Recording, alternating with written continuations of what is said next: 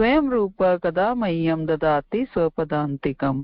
वन्देऽहं श्रीगुरो श्रीयुत्पत्कमलं श्रीगुरून् वैष्णवांशं श्रीरूपं साग्रजातं सगण रघुनाथान्वितं तं सजीवम् साद्वैतं सावधूतं परिजन सहितं कृष्ण चैतन्य देवं श्री राधा कृष्ण पादान् सगण ललिता श्री विशाखान्वितांच।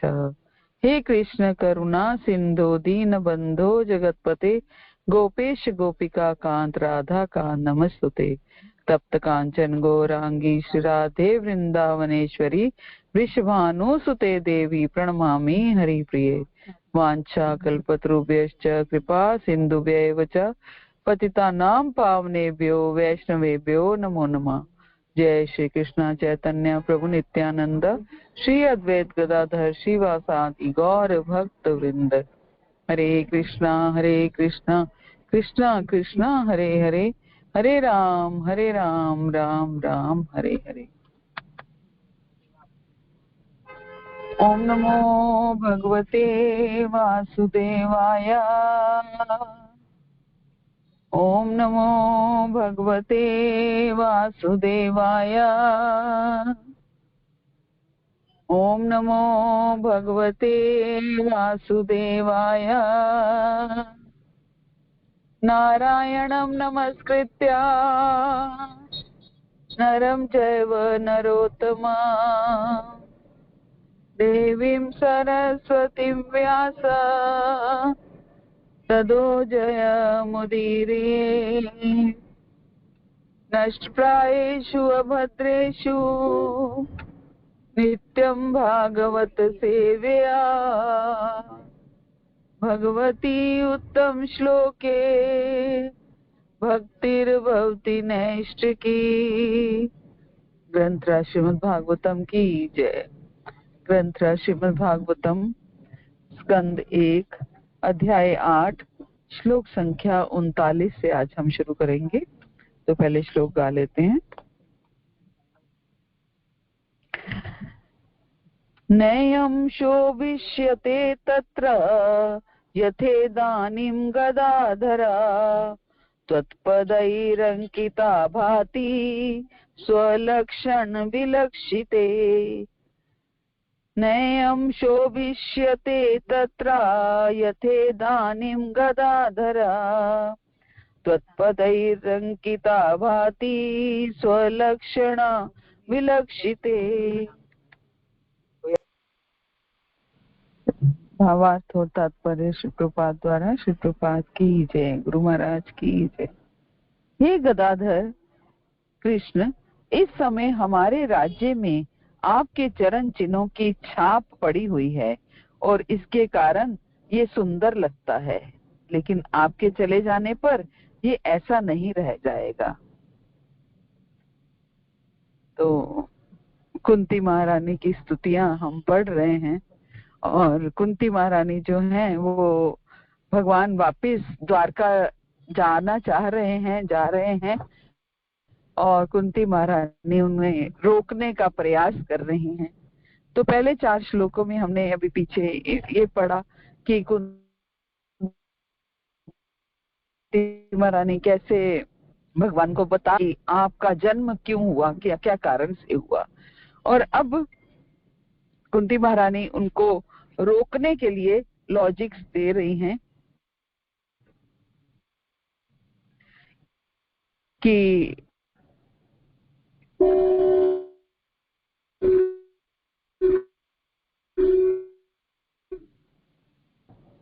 आपने सारे कर्तव्य पूरे कर दिए हैं और आज हम जब आपकी कृपा पर आश्रित हैं और हमारा कोई रक्षक नहीं है तो क्या आप हमें छोड़ के चले जाएंगे। तो इस तरीके के लॉजिक्स कुंती महारानी दे रही हैं। और पिछले श्लोक में, हमारे कल के श्लोक में कुंती महारानी कह रही थी कि जैसे आत्मा शरीर से निकल जाती है तो ऐसे ही जब आप इस हमें छोड़ करके चले जाएंगे वैसे वो हाल हमारा होगा। जैसे आत्मा शरीर से निकल जाती है तो शरीर क्या हो जाता है, निष्प्राण हो जाता है। ऐसे ही जब आप हमें छोड़ करके चले जाएंगे तो हम निष्प्राण हो जाएंगे। और अब आज के श्लोक में कुंती महारानी क्या कह रही हैं कि हे कृष्ण, इस समय हमारे राज्य में आपके चरण चिन्हों की छाप पड़ी हुई है।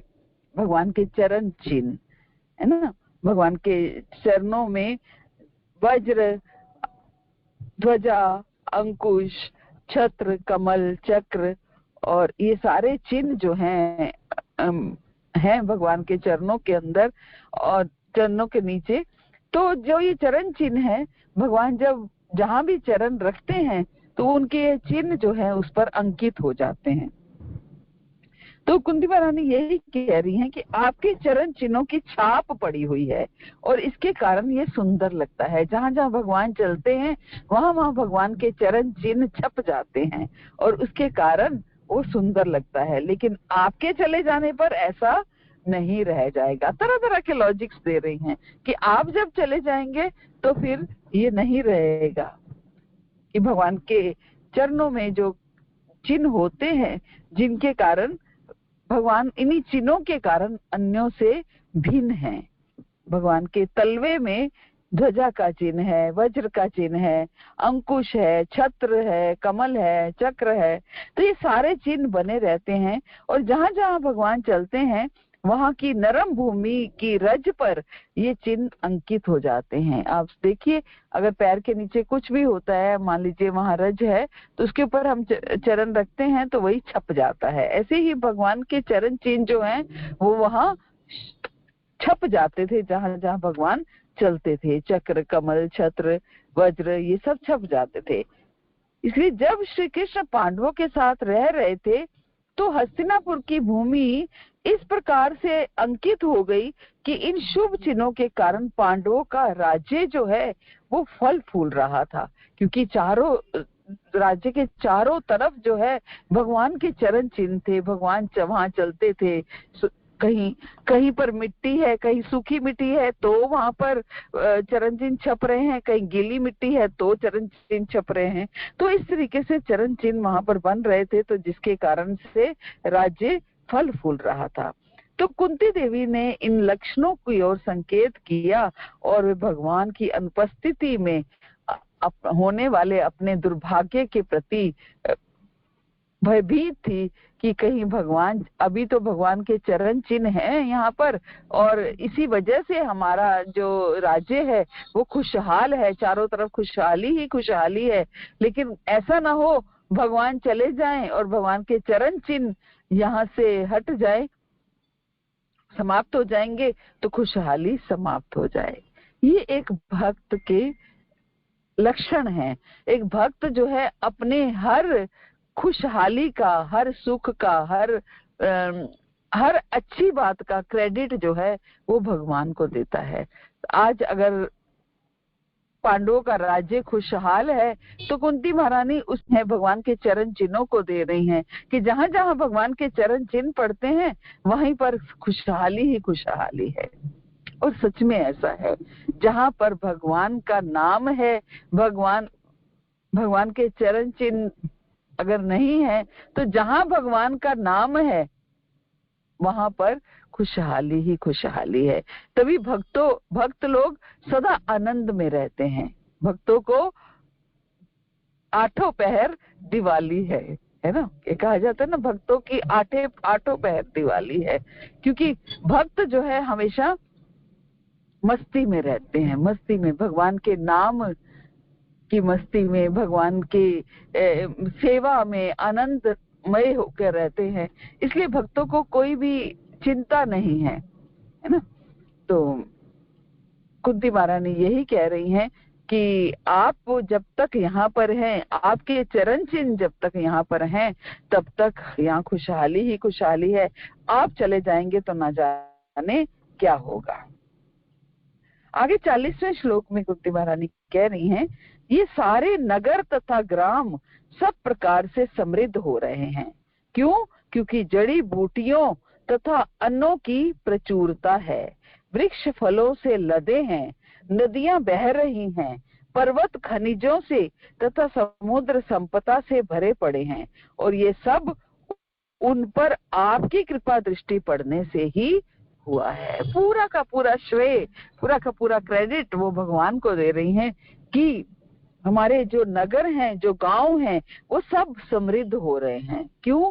क्योंकि आप यहाँ उपस्थित हो, आपके चरण चिन्ह यहाँ पर हैं, आप यहाँ पर घूम रहे हो, आप यहाँ पर उपस्थित हो, तभी यहाँ पर सारे हमारे नगर और गांव जो है वो समृद्ध है।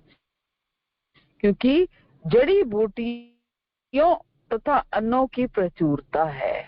यहाँ पर जड़ी बूटियां भी खूब मात्रा में पाई जाती हैं और अन्न भी खूब मात्रा में पाया जाता है, और वृक्ष जो है वो फलों से लदे हुए हैं।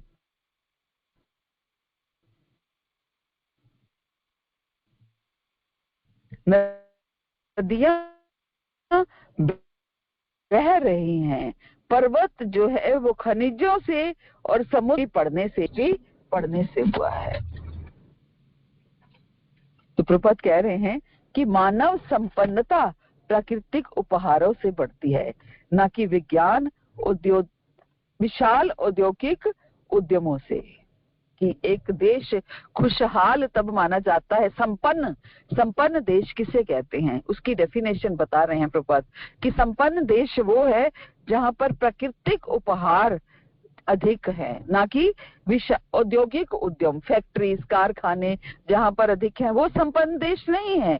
संपन्न देश वो है जहां पर प्राकृतिक उपहार ज्यादा है, जहाँ खेती बाड़ी ज्यादा है, जहाँ अन्न प्रचुर मात्रा में है, जहाँ जल प्रचुर मात्रा में है, जहाँ पर खनिज पदार्थ जो है वो प्रचुर मात्रा में है, जहाँ वृक्ष प्रचुर मात्रा में है, वो देश, वो राज्य, वो गांव जो है वो संपन्न देश है, ना कि जहाँ पर औद्योगिक उद्यम है, फैक्ट्रीज हैं, कारखाने हैं। ये विशाल औद्योगिक संस्थान ईश्वर विहीन सभ्यता के प्रतिफल है। तो क्या कह रहे हैं, ये अगर जहां पर विशाल औद्योगिक संस्थान है, मींस इंडस्ट्रीज है ना, इंडस्ट्रीज जहां पर है वो क्या है, ऐसी सभ्यता ईश्वर विहीन सभ्यता है। अब हम कहेंगे, हम तो ये कहते हैं जहां पर इंडस्ट्रीज ज्यादा हैं वहां पर खुशहाली ज्यादा है ना। लेकिन आप देखिए, जहां पर इंडस्ट्रीज ज्यादा हैं वहीं पॉल्यूशन है, वहीं नॉइस पॉल्यूशन है, वहीं पर वाटर पॉल्यूशन है ना। खुशहाल देश वो है जहां की प्रजा स्वस्थ है ना, जहाँ की प्रजा स्वस्थ है। लेकिन जहां पर पॉल्यूशन होगा, जहां पर सही तरीके से लोग रह नहीं पाएंगे, तो वहां पर प्रजा कहाँ स्वस्थ रहेगी, है ना। स्वस्थ प्रजा वहां पर रहेगी जहां पर खेती अच्छी है, जहां पर अन्न प्रचुर मात्रा में है, अच्छी फसल है ना। तो आर्टिफिशियल, आज हम शहरों में क्या कर रहे हैं, सब कुछ आर्टिफिशियल खा रहे हैं, सब खादों में मिक्स करके केमिकल्स खा रहे हैं, है ना। लेकिन गांव में अभी भी काफी कुछ सुधार है। तो ऐसे ही प्रपद यही समझा रहे हैं। प्रपद हमेशा इसी फेवर में रहते थे कि अपना सब कुछ खुद उगाओ, अन्न खुद उगाओ, खुद खेत बनाओ, उसमें सारी खेती बाड़ी करो। इस तरीके से हमारा जो लाइफस्टाइल है वो ये होना चाहिए, ना कि हम फैक्ट्रीज में, इंडस्ट्रीज में काम करें। और लाइफस्टाइल क्या होना चाहिए कि हम एक अपना, हमारा गार्डन हो जिसमें हमारा अन्न हो, अन्न सब्जियां वगैरह हम प्रचुर मात्रा में उगा पाए। तो इस तरीके से हमें जीवन को जीना है। लेकिन हम लोग पाश्चात्य सभ्यता की तरफ भागते हैं और बड़ी बड़ी हाई राइज बिल्डिंग्स और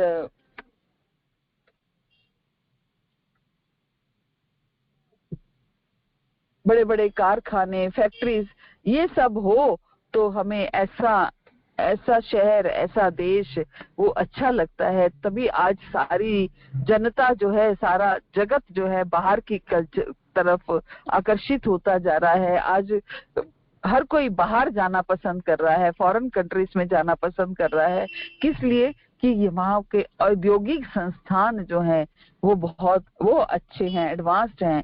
भले ही खेती बाड़ी वहाँ हो ना हो, लेकिन ये सब कुछ अच्छा है। लेकिन प्रभुपाद क्या कह रहे हैं, खुशहाल देश वही है जहां पर प्राकृतिक उपहार अधिक हैं।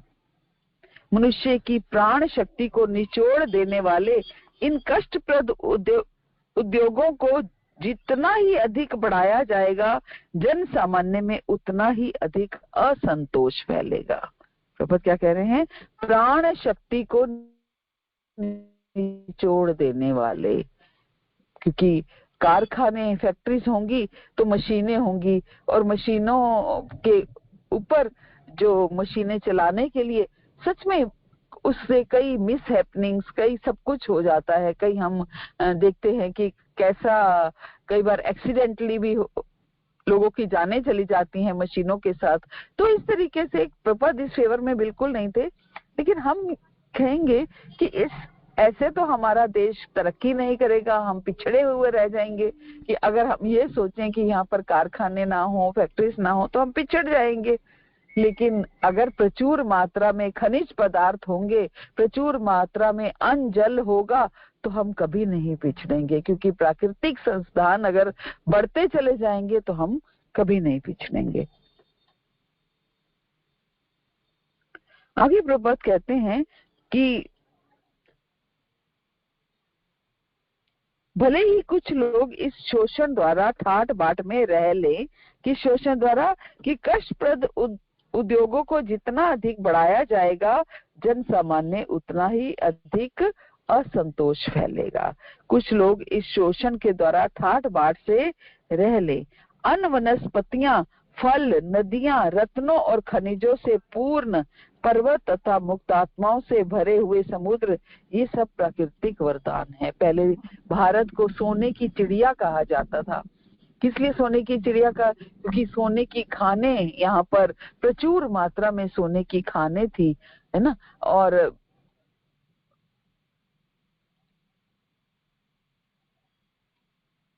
सारे प्राकृतिक संसाधन यहाँ पर प्रचुर मात्रा में थे, अन्न, वनस्पतियां, फल। अभी भी और देशों के कंपैरेटिवली यहाँ पर किसी तरीके की प्राकृतिक संसाधन की कमी नहीं है। ये सब प्राकृतिक वरदान है जिनकी पूर्ति भगवान के आदेश से होती है, और उनकी इच्छा के अनुसार ही प्रकृति उन्हें प्रचुर मात्रा में उत्पन्न करती है या उनका अभाव ला देती है।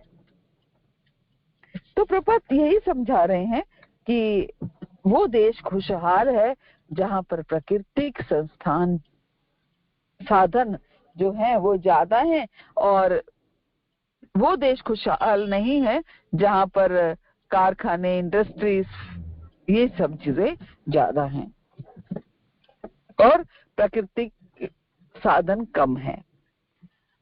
तो कुंती महारानी यही कह रही हैं कि हमारे नगर में, गांव में सब जगह समृद्ध हो रहे हैं, क्योंकि जड़ी बूटियां तथा अन्न की प्रचुरता है, वृक्ष फलों से लदे हैं, नदियां बह रही हैं, पर्वत खनिज जो हैं संपूर्ण संपदा से भरे हुए हैं, और ये केवल कैसे हुआ है? आपकी कृपा दृष्टि से हुआ है, आपकी कृपा दृष्टि से हुआ है।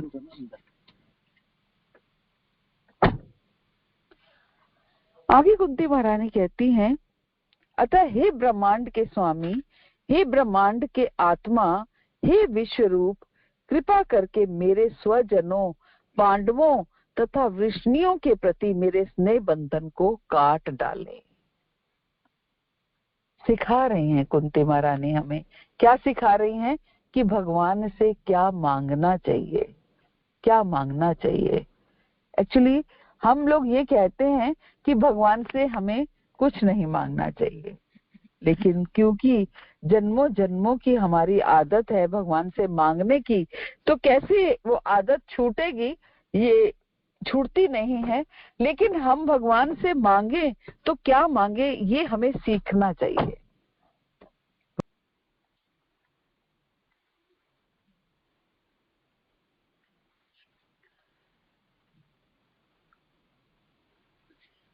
चलिए, तो श्लोक संख्या 41 में अब कुंती महारानी कह रही हैं, ब्रह्मांड के स्वामी, हे ब्रह्मांड के आत्मा, हे विश्वरूप, कृपा करके मेरे स्वजनों पांडवों तथा वृष्णियों के प्रति मेरे स्नेह बंधन को काट डालें। तो भगवान से क्या मांगना है, ये कुंती महारानी हमें सिखा रही हैं कि क्या मांगना चाहिए। हमें ये सिखाया जाता है कि भगवान से हमें कोई भी भौतिक लाभ की इच्छा नहीं करनी चाहिए, लेकिन क्योंकि हम मांगने के आदी हैं, इसलिए मांगे बिना रह नहीं सकते हैं। तो हमें सीखना है कि क्या भगवान से मांगना है, कैसे भगवान से मांगना है। तो कुंती महारानी हमें वो सिखा रही हैं कि भगवान से हमें क्या मांगना चाहिए। जैसे कि प्रहलाद महाराज ने क्या मांगा भगवान से कि हे प्रभु, मुझे भक्तों का संग दीजिए। प्रहलाद महाराज मांगते हैं, हे प्रभु कुछ ऐसा कीजिए कि मेरी मांगने की इच्छा ही समाप्त हो जाए। ये प्रहलाद महाराज मांगते हैं, है ना। जैसे कि कुंती महारानी क्या कैसी कैसी चीजें, हे प्रभु मुझे दुख दीजिए। कुंती महारानी क्या मांग रही है, मुझे दुख दीजिए, है ना। सुग्रीव महाराज, अब प्रभु कृपा करो एहि भांति, सब तज भजन करूं दिन राती। हे प्रभु अब ऐसी कृपा कीजिए कि मैं सब कुछ त्याग करके आपका भजन कर पाऊं।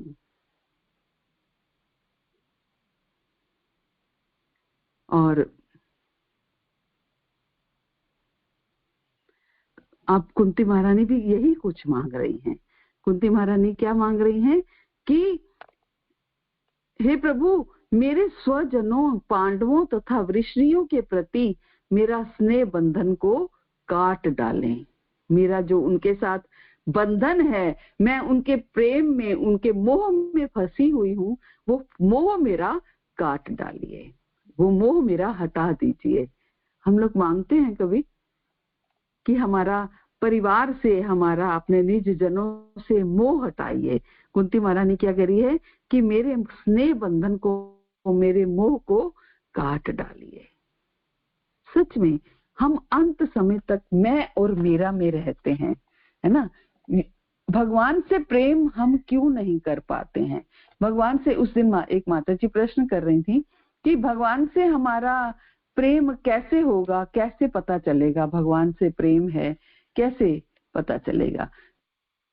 जब हमारा सब भगवान के जीवों से प्रेम हो जाएगा तभी भगवान से प्रेम होगा। हम भगवान के हर जीव में भगवान को देखने लगेंगे, है ना। भगवान के हर जीव में भगवान को देखेंगे तो हमें भगवान से प्रेम होने लगेगा। तब पता चलेगा कि भगवान से हमें प्रेम हो गया है ना। जब हर जीव में भगवान दिखने लगेंगे, नामदेव जी की तरह। नामदेव जी को क्या है, कुत्ते में भी भगवान दिख रहे हैं। उनको कुत्ते में भी भगवान दिखते हैं और हमें मनुष्य में भी भगवान नहीं दिखते हैं, भक्तों में भी भगवान नहीं दिखते हैं। तो ये अंतर है, ये अंतर है, ये गैप है हम लोगों में और शुद्ध भक्तों के बीच में। तो भगवान से प्रेम तभी हो पाएगा जब हर जीव में भगवान दिखने लगेंगे। और हर जीव में भगवान कैसे दिखेंगे, हर जीव में भगवान तभी दिखेंगे जब मैं और मेरा की डेफिनेशन जो है वो समाप्त हो जाएगी। जब हमारा ये समाप्त हो जाएगा कि हम क्या कर,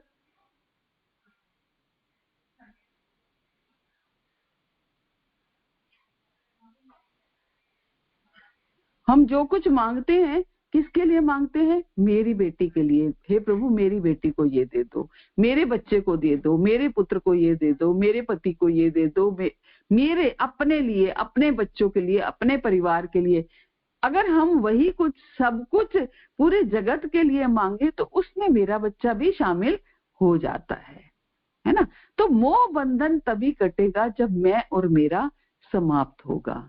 और मैं और मेरा समाप्त करने के लिए हमें इस बात को समझना पड़ेगा कि वासुदेवा कुटुंबकम, ये पूरा जगत जो है वो वासुदेव का है।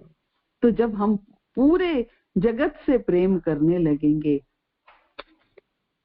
हर जीव में भगवान दिखने लगेंगे, तो अपने आप हमारे लिए कोई मैं और मेरा नहीं रहेगा, सब अपने लगेंगे, सबसे प्रेम आने लगेगा। जब सबसे प्रेम आने लगेगा तो स्नेह बंधन जो है वो हम स्नेह पाश में बंधेंगे नहीं, क्योंकि सबके साथ हमारा समान संबंध है ना, समान संबंध है, तो स्नेह बंधन में नहीं बंधेंगे।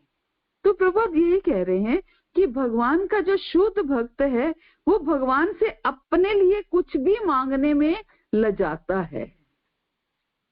शुद्ध भक्त को अपने लिए कुछ भी मांगने में शर्म आती है कि मैं अपने लिए मांग रहा हूँ। भगवान का शुद्ध भक्त भगवान से अपने लिए मांगने में लजाता है, लेकिन ग्रस्तों को कभी कभी बाध्य होकर भगवान से कुछ कथा की याचना करनी पड़ती है। ग्रस्तों को कभी कभी बाध्य होकर भगवान से कुछ कथा की याचना करनी पड़ती है, क्योंकि वो पारिवारिक स्नेह की ग्रंथि में बंधे होते हैं। हम पारिवारिक स्नेह में, पारिवारिक अटैचमेंट्स, मोह, उसमें बंधे होते हैं। तो कुंती महारानी इस बात को जानती हैं, इसलिए उन्होंने भगवान से प्रार्थना की है कि वो अपने स्वजनों पांडवों और वृष्णियों के प्रेम पाश को काट दें। पांडव उनके अपने पुत्र थे और वृष्णि कौन थे? वृष्णि उनका एक तरह से जो उनका पीहर था, एक तरह से जो उनका मायका था, वो वृष्णि थे, पितृकुल। और कृष्ण इन दोनों परिवारों से समान रूप से संबंधित थे। दोनों ही परिवारों को भगवान की सहायता की आवश्यकता थी, क्योंकि दोनों ही भगवान के आश्रित भक्त थे। और श्रीमती कुंती देवी की इच्छा थी कि श्री कृष्ण उनके पुत्रों और पांडवों के साथ रहें, लेकिन कृष्ण के ऐसा करने से कुंती के जो पीहर के लोग थे वो इस लाभ से वंचित रह जाते। तो ये सब पक्षपात कुंती के मन को दुख देने वाला था, इसलिए उन्होंने इच्छा व्यक्त की कि उनके स्नेह बंधन को काट दें। शुद्ध भक्त अपने परिवार के सीमित स्नेह बंधन को विच्छिन्न करके समस्त विस्मृत आत्माओं के लिए अपनी भक्तिमय सेवा का विस्तार करता है। क्या कहने प्रभुपाद कि जो शुद्ध भक्त होता है कि वो अपने स्नेह बंधन को काट करके अपने स्नेह का विस्तार कर देता है। केवल वो जो प्रेम, जो प्यार, जो स्नेह अपने परिवार के लिए नहीं होता रहता, उसका स्नेह जो है वो पूरे जगत के लिए होता है। वो सारे जगत से प्रेम करता है ना, सारे जगत से प्रेम करता है। ये शुद्ध भक्त की पहचान है, उसका प्रेम सारे जगत से होता है। और इसके उदाहरण षड गोस्वामी, हमारे षड गोस्वामी जिन्होंने चैतन्य महाप्रभु के मार्ग का अनुसरण किया, वे सारे के सारे धनी परिवारों से थे, है ना, मिनिस्टर्स के परिवारों से थे। और लेकिन जन साधारण के कल्याण के लिए वे अपने इतने ऐश्वर्यशाली घरों को छोड़ करके सन्यासी बन गए, है ना। ऐश्वर्यशाली घरों में रहते थे, लेकिन संसार के कल्याण के लिए, जन साधारण कल्याण के लिए वो अपने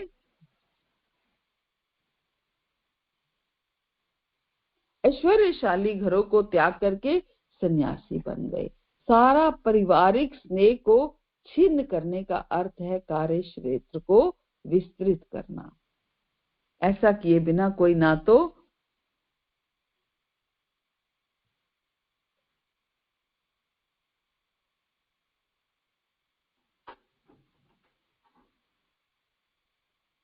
प्रभुपाद कह रहे हैं, समस्त पारिवारिक स्नेह को छिन्न करने का अर्थ है कार्य क्षेत्र को विस्तृत करना।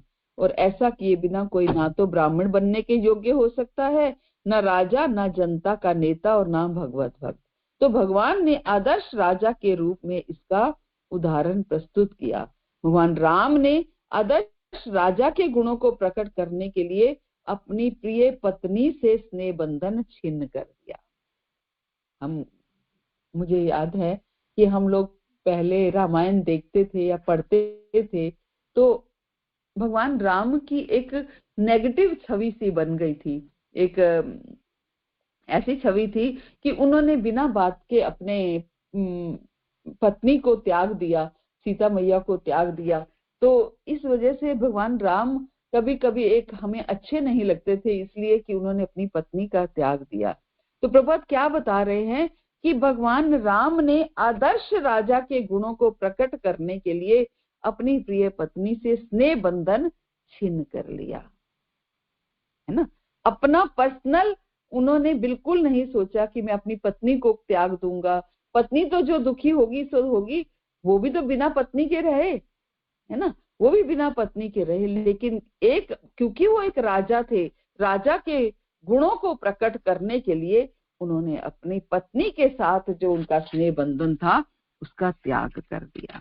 तो कुंती महारानी यही कह रही है कि हे प्रभु, मुझे स्नेह बंधन को मेरा जो अपने परिवार के प्रति, अपने बच्चों के प्रति या अपने प्रियजनों के प्रति जो स्नेह बंधन है उसको काट दीजिए। ब्राह्मण, भक्त, राजा या जन नेता को अपने अपने कर्तव्य पालन में उदार चेता होना चाहिए। हमें अपने कर्तव्य पालन करने हैं। ऐसा नहीं है कि कई बार हम देखते हैं कि हम अपने बच्चे ने अगर कोई गलती करी है, कोई मिस्टेक की है, मान लीजिए एक पुलिस में है कोई व्यक्ति और अगर उसके बेटे ने क्राइम कर दिया, तो एक अच्छा नागरिक कह लीजिए या एक अच्छा पुलिस ऑफिसर कह लीजिए, कौन है कि जो अपने बेटे ने अगर कसूर किया है, अगर क्राइम किया है तो उसको भी सजा दिलवाए। लेकिन अक्सर ऐसा नहीं होता है कि हम अपने बच्चे को सेव करने का प्रयास करते हैं, है ना, सुरक्षित रखने का, उनको बचाने का प्रयास करते हैं। तो प्रभुपाद यही समझा रहे हैं कि हमें अपने कर्तव्य पालन करने हैं। अगर हम जो भी कार्य कर रहे हैं, ब्राह्मण हैं, क्षत्रिय हैं, वैश्य हैं, शूद्र हैं, तो अपने कर्तव्य पालन हमें पूर्ण रूप से करने हैं, भले ही उस कर्तव्य पालन की आड़ में हमारे अपने बच्चे ही क्यों ना आ जाए, है ना, हमारे अपने बच्चे ही क्यों ना आ जाए।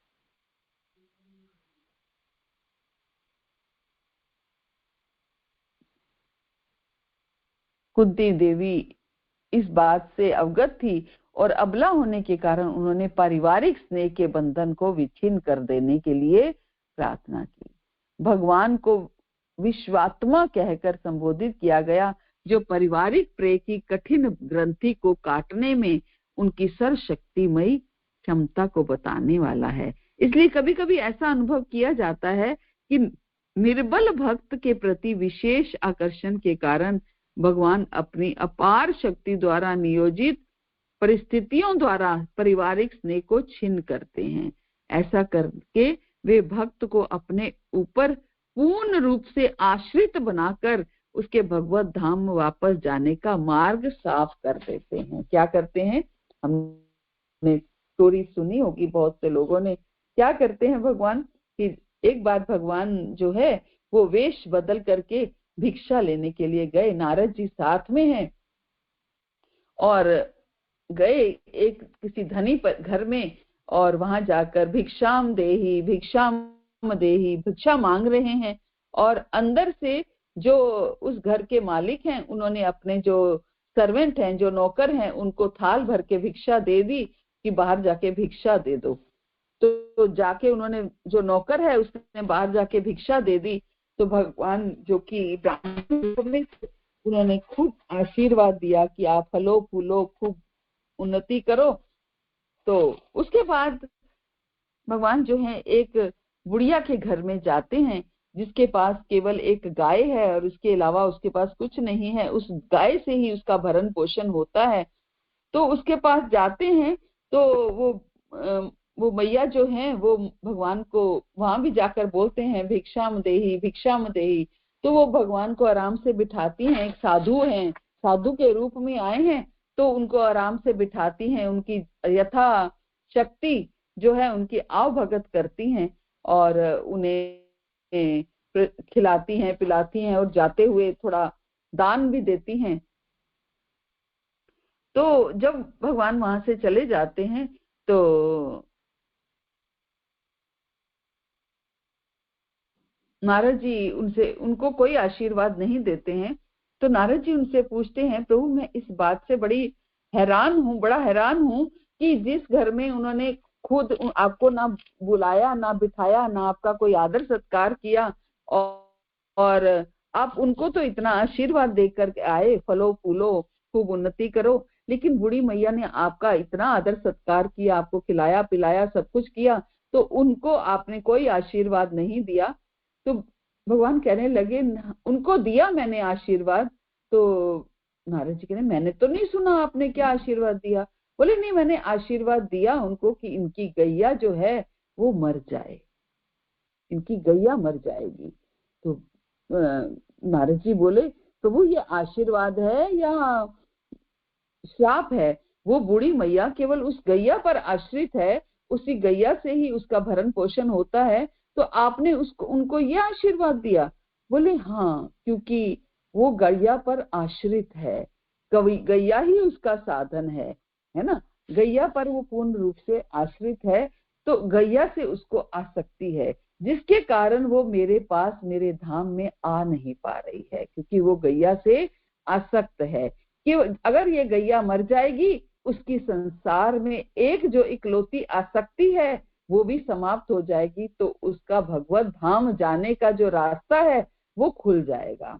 इसलिए मैंने इसको ये आशीर्वाद दिया कि इनकी गैया जो है वो मर जाए। तो प्रभुपाद यही समझा रहे हैं, कभी कभी ऐसा होता है कि भगवान जो एक निर्बल भक्त है, उसके जो उसका किसी पर्टिकुलर चीज के प्रति आकर्षण होता है, भगवान ऐसा अरेंजमेंट करते हैं कि उस वस्तु को भी उससे छीन लेते हैं, है ना। वो देखने में ऐसा लगता है कि उनसे छीन लिया गया, लेकिन वो इनडायरेक्ट वे में कृपा होती है, अप्रत्यक्ष रूप में वो कृपा होती है ना। कभी कभी हमसे अगर कुछ ऐसा छीन लिया जाए तो हमें यही समझना चाहिए कि भगवान की एक कृपा है, मैं इसमें बहुत आसक्त था, मैं इसमें फंसा हुआ था, भगवान ने मुझे इससे निकाल लिया, है ना, भगवान ने मुझे इससे निकाल लिया। लेकिन हम क्योंकि भौतिक वस्तुओं में आसक्त होते हैं, इसलिए हमें भौतिक वस्तुओं का जो बिछोह है वो हम टॉलरेट नहीं कर पाते हैं, वो हम सहन नहीं कर पाते हैं, और हम उसके कारण भगवान को जो है दोषी ठहरा देते हैं। लेकिन भगवान क्या करते हैं, भगवान अगर हम किसी एक वस्तु के वजह से इस भौतिक जगत में अटके हुए हैं, तो भगवान उसको हमसे छीन लेते हैं ताकि हमारी आसक्ति समाप्त हो जाए। भगवान कहते हैं जो मोरे करे आस ताही करूं सर्वनाश, तदे ना छोड़े आस ताही करूं आत्मसात। लेकिन ये काम भगवान सिर्फ अपने भक्त के साथ करते हैं और किसी के साथ नहीं करते। जो भगवान का शुद्ध भक्त होगा, भगवान उसी के साथ ऐसा करेंगे, क्योंकि भगवान उसको अपनी तरफ खींचना चाहते हैं, अपने पास लाना चाहते हैं, अपने हृदय में बिठाना चाहते हैं, है ना। तो जो मोरे करे आस, जो ताही करूं सर्वनाश। भगवान कहते हैं जो मेरी आस करता है, जो मुझे पाना चाहता है, उसका मैं सारा भौतिक बंधन सर्वनाश कर देता हूँ।